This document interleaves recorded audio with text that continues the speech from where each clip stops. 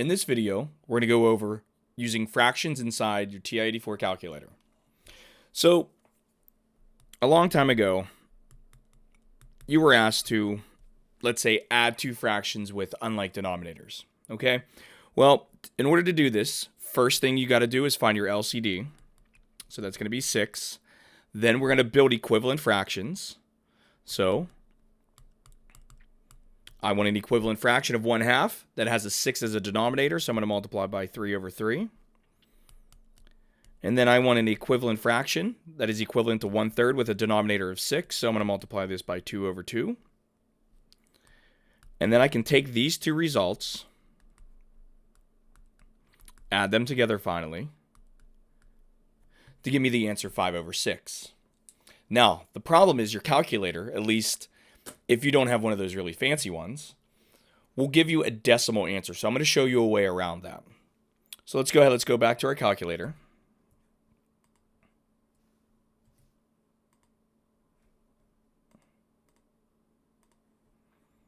All right, we're just going to clear this out. So like I said, if I were to go ahead and do this just using a calculator, I would get 1/2 plus 1/3. And notice that it gives me the decimal answer of 0.83 repeating. Now, a way around this, okay, is to, prior to, or after you type this in, prior to hitting enter, you can go to the math button, or the math menu, which is in the first column. It's the third button down. And when you click on this, you're going to have a bunch of different options. Now, like I said, some of your newer calculators can get around this, but your older ones still have this functionality that I'm about to show you. And notice here in the very first option, it says arrow frac. And what that means is answer fraction. So we're going to go ahead and we're going to hit enter because it's already selected. You can see that because the number 1 is highlighted.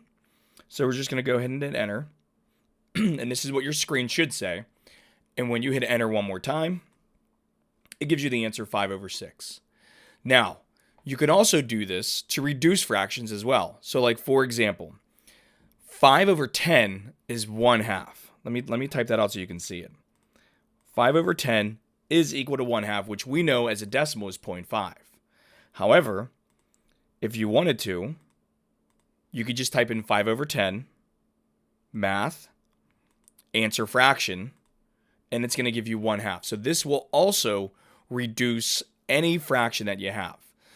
The only problem is you got to be aware of when that fraction is actually reduced. For example, the fraction 7/12, although it may look like it could be reduced, it actually can't. So even if you try to reduce this, it's just going to come back and say 7/12.